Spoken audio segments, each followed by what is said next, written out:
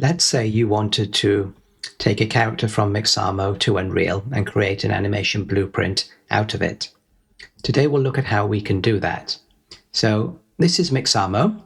Assume that you've logged in, and if you click on characters, you can then find a character that you like, and this one is called Joe. And then once you click on it, you can use that character. The first thing we need to do is to download the character. So once you've found the character, click on download, and you want to download it in the T-pose.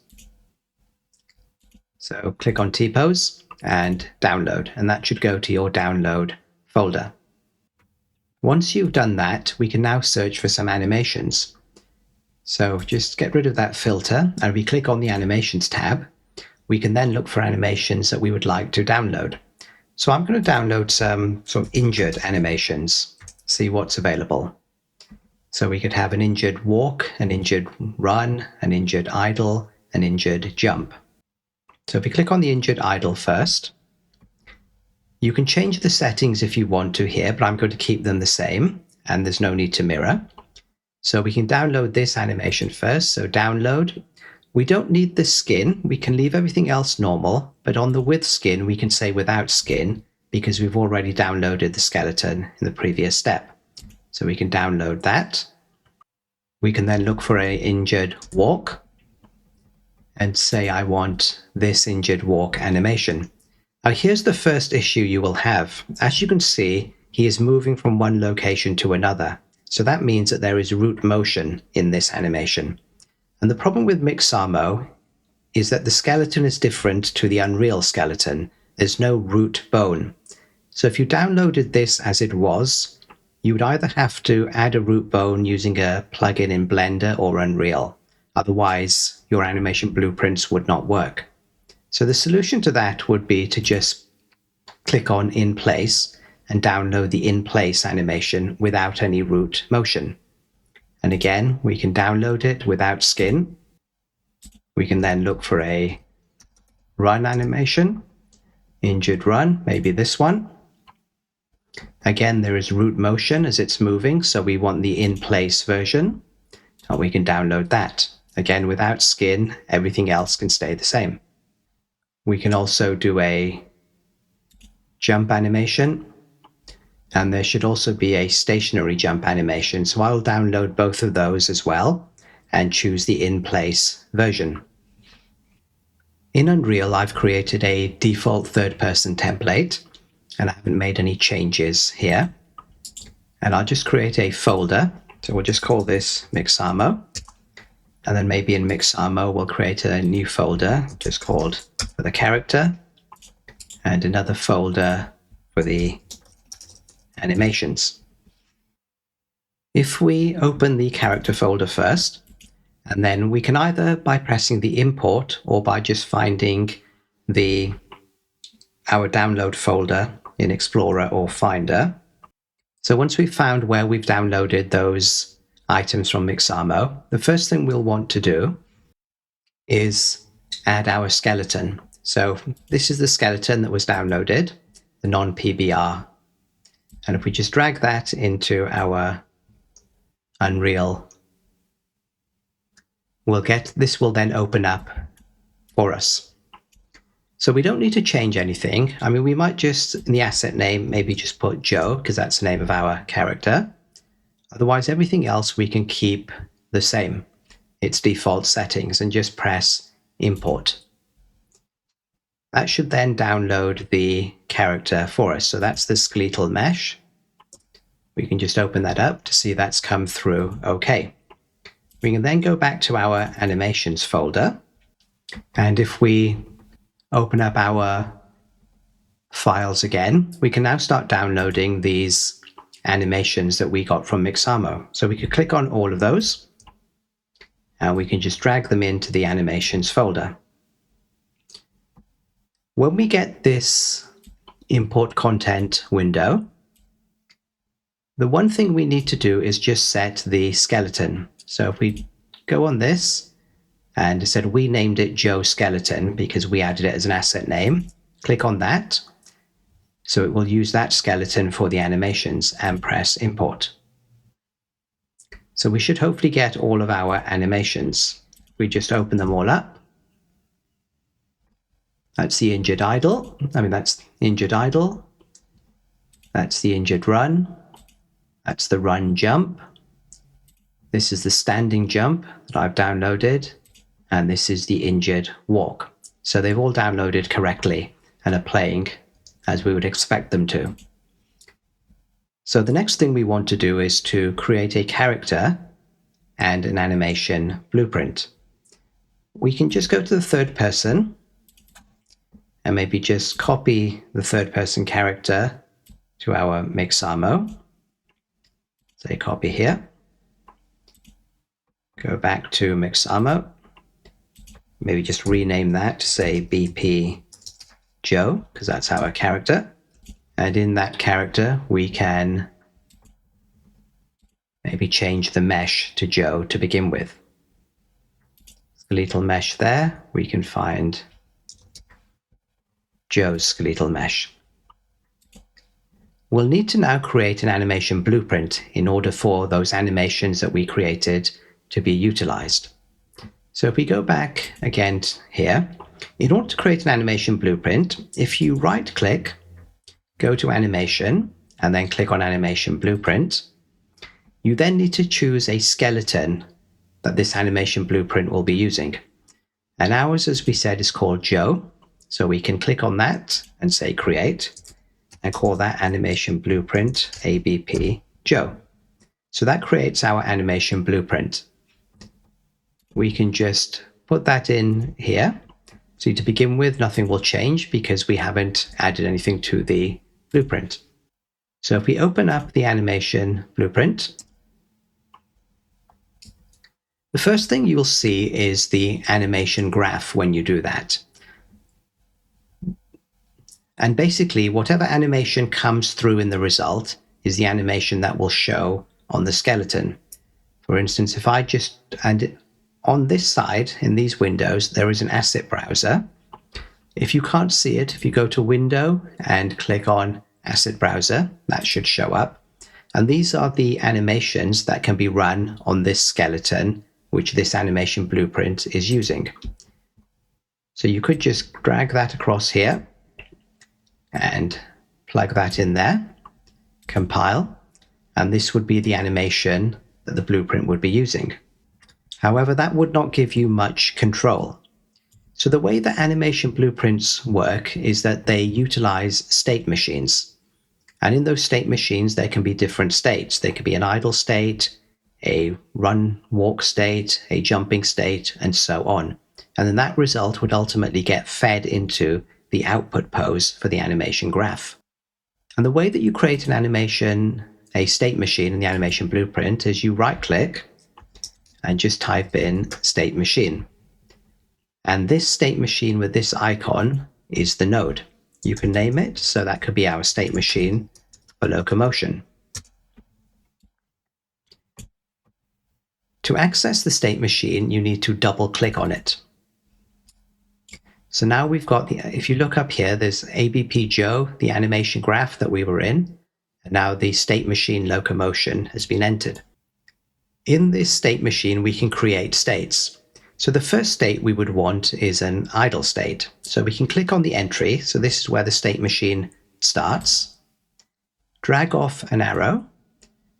And there are choices here. We'll just stick with add state. We want a simple state machine. And this could be our idle state. If you double click on the idle state that we've created, this will then open up another graph where the idle state expects an output, which is its result. And we can take the idle and drag that and put it in there. And to go back, the easiest way to the animation graph is by using these subgraph options. We can get rid of the idle graph itself, and we could just put the state machine directly in there, compile, and again, it would start to work the same.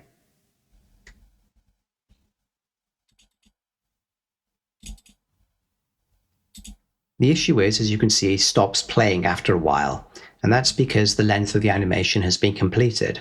So if you want something to play continuously, if you click on the idle in that state, at animation, and you go to the details, which should be visible on the right side, or again, you can find the details window here, there is a loop animation option.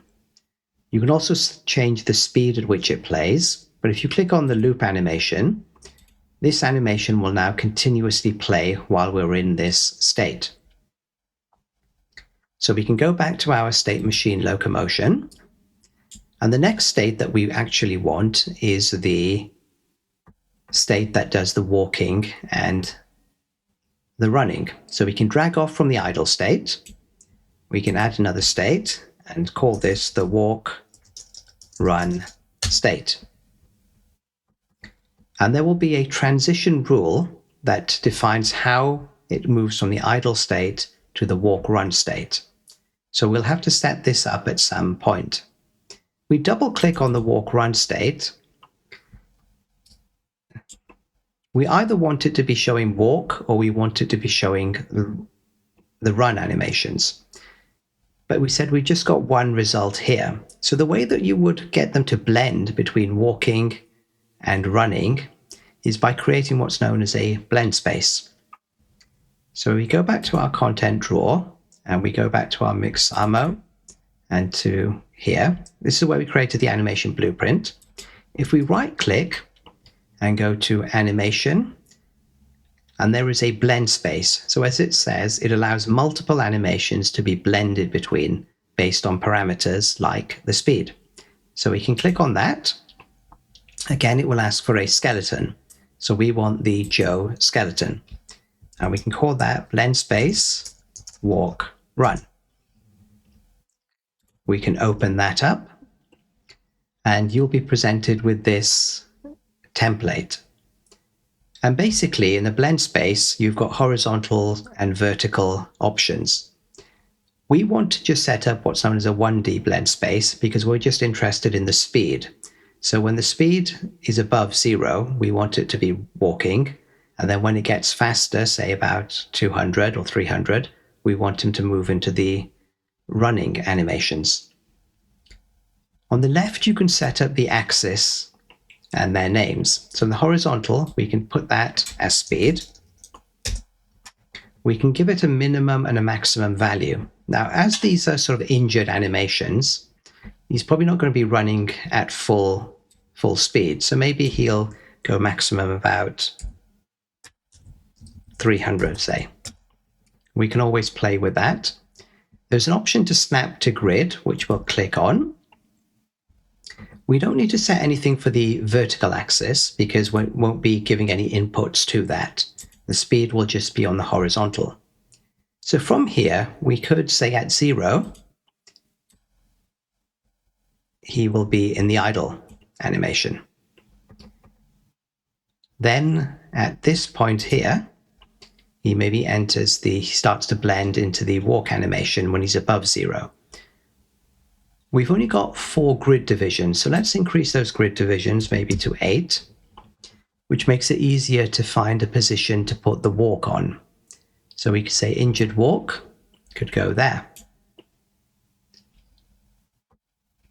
As you can see, it's not exactly snapped on the vertical. So the one thing we should do on the vertical axis is just snap that as well. So now it'll be a completely straight line. And then we can say around here, maybe he enters the run animation.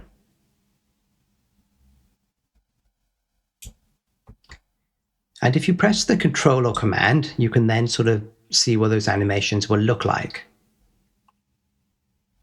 And just move the cursor. So again, at 0, he'll be idle, and he'll walk, and he'll go into the run. So that would set up our blend space. We can save that. And now if we go back to our animation blueprint, in the walk run state that we'd created, we need to give this an output result. So from the asset browser, we can now drag that blend space that we created And that will expose two things, so speed and this vertical axis, which we're not actually using. So we could just remove that. So if you click on the Blendspace walk run, and in the coordinates, there's a pin here, and we can just maybe unclick it so it's no longer being exposed. So we need to give it a speed. So how do we get the speed of our character? Well, the usual way that you'll see it being done is with the event graph.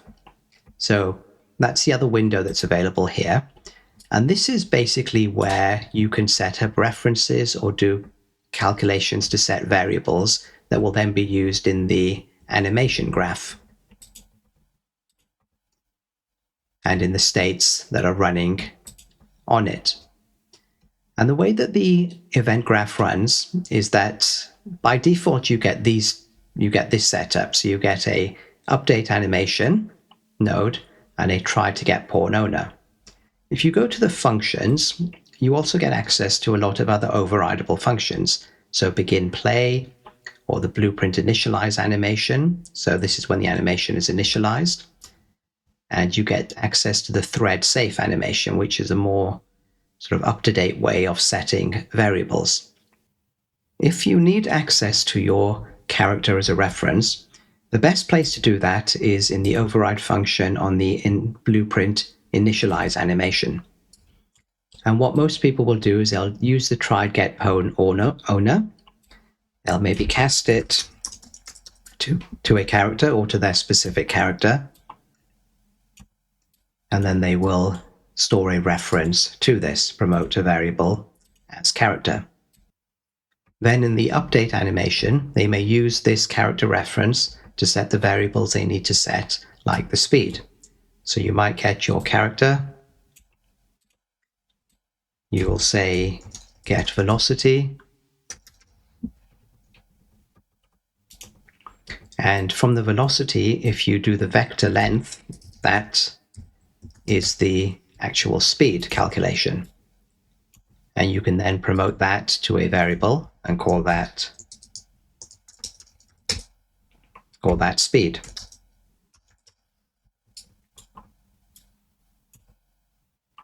So this is what you'll probably see a lot happening in particularly in older videos. However, Unreal does recommend that instead of using the update animation, you try to do this more, I think, in the Threadsafe update animation function. So if we click on that, and this opens the Threadsafe update animation. Now, in any Threadsafe animation, there are certain variables you can access and you can't access, or you can change or can't change. But Unreal gives you a node called a property access node. And this is probably the best way of setting things. So from here, you could, for instance, using the character reference, say as character, come across, look for the get velocity option here. And then you could use that get velocity and say vector length, and then obviously set this as speed on the Threadsafe option. It's also worth remembering that you don't even need to set this character reference, because if you right click and do another property access, from the try get pawn owner, which we get by default, you can also get the velocity. So if you go down, there's a velocity here, so you can get that, and you could use that. So again, you don't need to use the character reference at all, nor do you need to set up that character reference in the blueprint initialize animation. But those are different ways that you could do the same thing. And we'll probably use the Threadsafe option here. So I'll just delete all this, go back to our Threadsafe, and this will allow us to set the speed value. So using that, we can go back to our animation graph, go to our state machine, the walk run state, and we can put that in directly here, We could also just use the property access node without needing to set anything, because we could just copy this,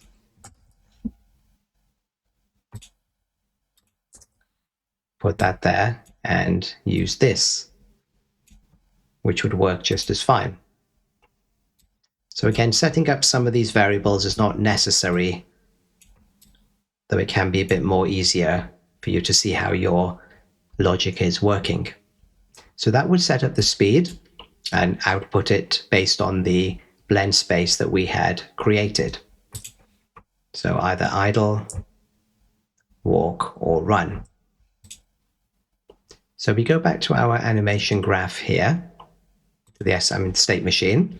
We've now set up two states, the idle state and the walk state. But to go from the idle state to the walk state, there was this thing in between known as a transition rule. So when you click on that, there are details here which can be set, but there are also, if you double click on it, you now get access to the function where you can define whether the transition is true or false. And if it is true, it will try to transition from that idle state to the walk state. In essence, whenever the speed is greater than 0, we want it to transition. So we could take the speed, which we are updating on the Threadsafe every frame, and just say, is that greater than 0? If it is, the answer is true. And this transition will then happen. Obviously, when the speed drops to 0 or less, we probably wanted to go back to our fixed idle state. So we can drag from the walk run, another arrow will come, and when we click on the idle state, it will go white to say that we can connect the two. Then there will be another transition rule. So we can double click on that. And in this transition rule, again, it's going to be based on the speed.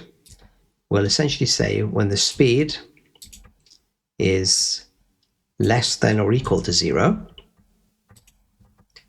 then you can transition back. So when we're not moving, go back to the idle state. And that has the two transition rules done. We can now check to see whether our basic animation blueprint is working. So I think we've set everything up here. So this is our animation blueprint on our Joe character. In the game mode, I've just set the default pawn class to be Joe. And if we now play, so we've got our animations, walking, idle. Now there's a bit of snapping taking place here, so that would suggest maybe a blending issue. So if we go back to our blend space, you'll notice that on the horizontal axis and the vertical axis, there is a smoothing time option. So if we give it maybe a 0.5 smoothing time, and then click, hopefully it should smooth between those animation changes. So it starts off, so we don't get that snapping when he's stopping. And there's a bit of trial and error to just find the right numbers.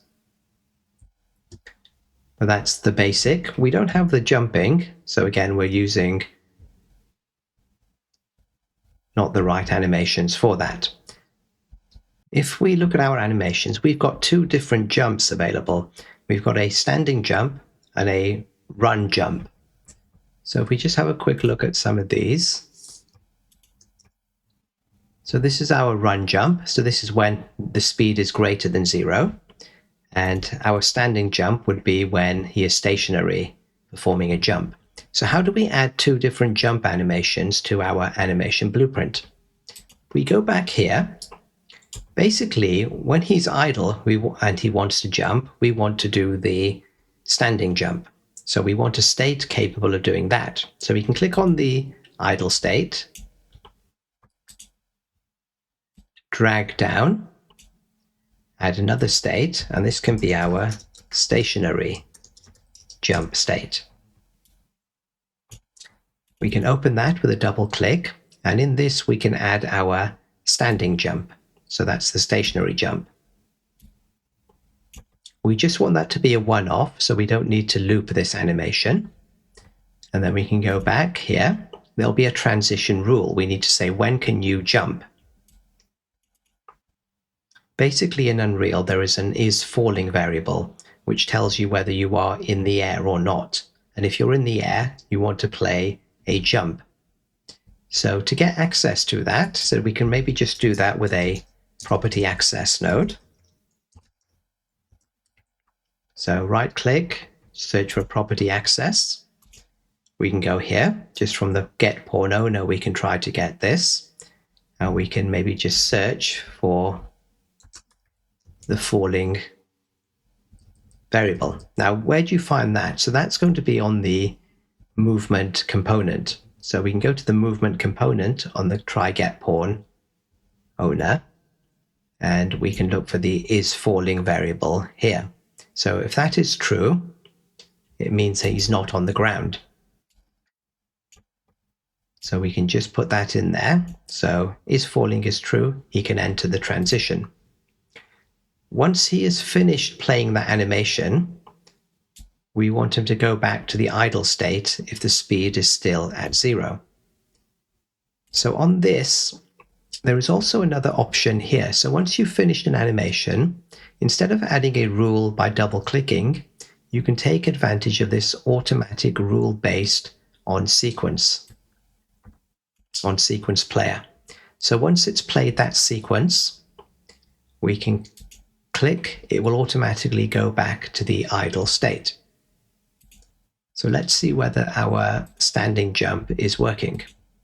So we're standing, and we get that standing jump being played, and then he returns back to the idle. Of course, he would not play any correct animation with the running jump yet.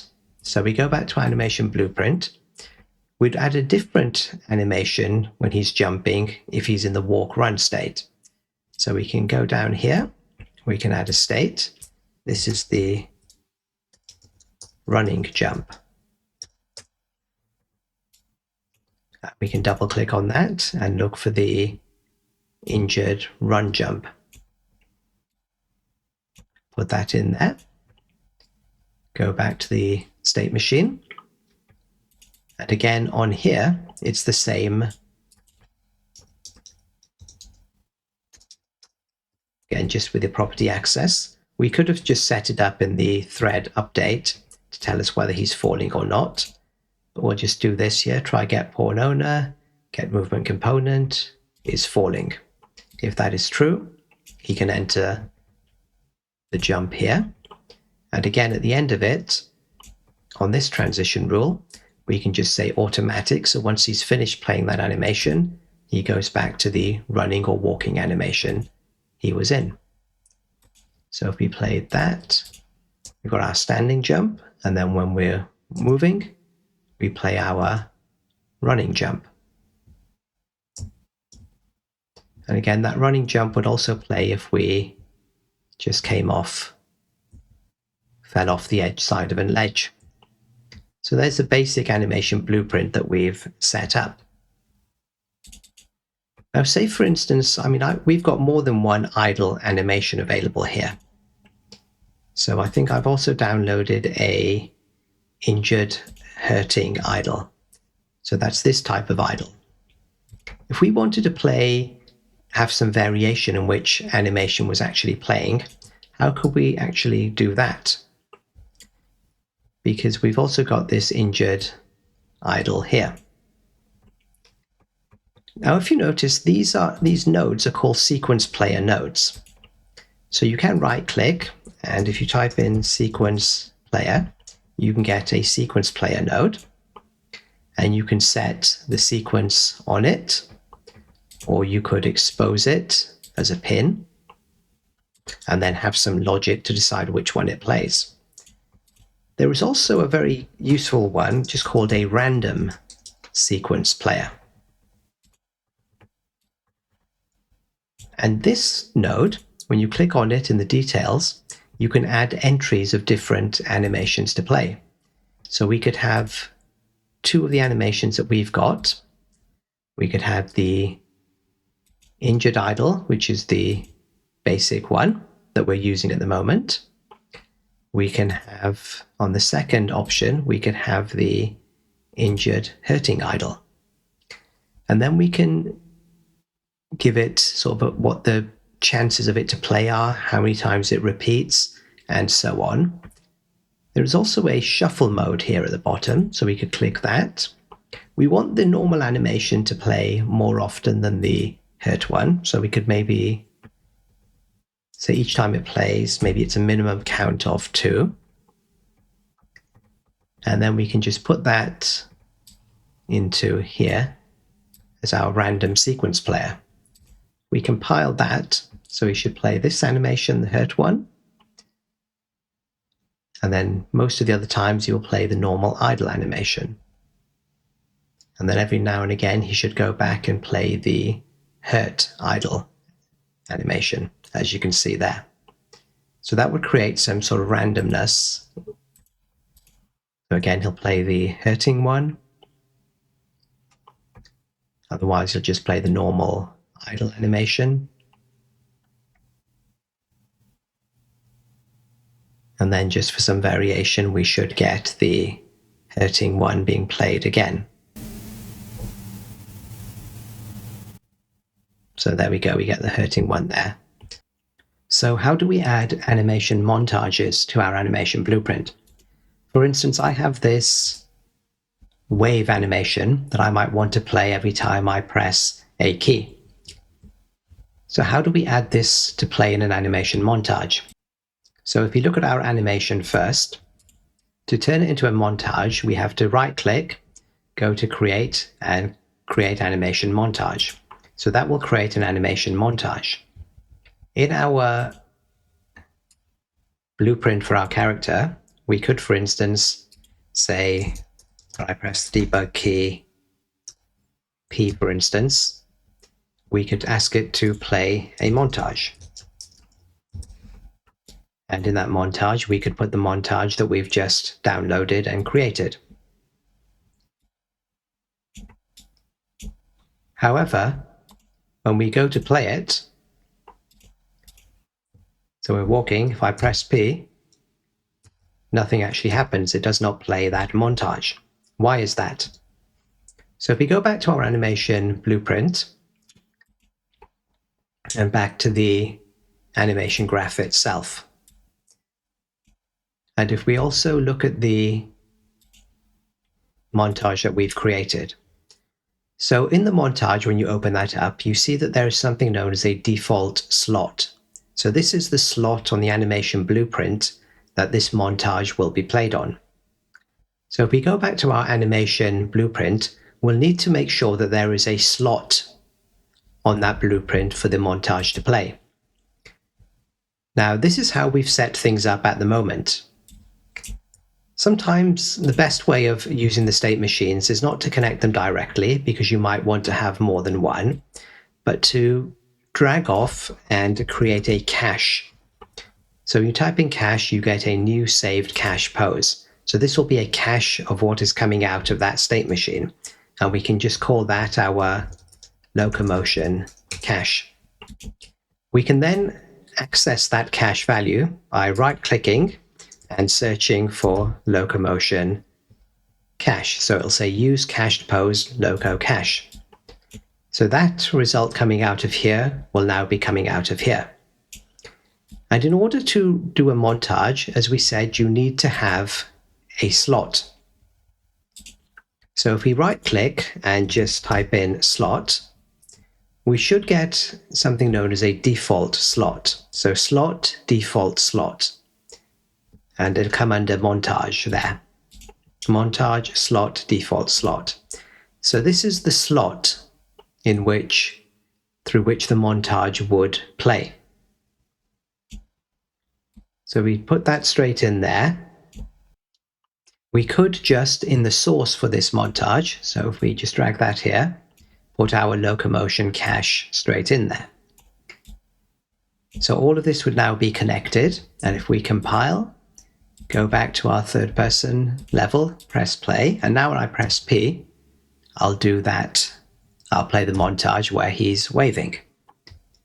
However, the animations are not blending, as you can see. So when I'm walking, I play it, it just plays the montage. So how do we blend animations so that we can play this while we're in the idle state, but also when we are walking? So if we go back to our animation blueprint, and if we disconnect these from each other, and if we look for a node called layered blend per bone. So this takes two poses. It takes a base pose, which would be our locomotion pose. It will take a blended pose, which would be our default slot.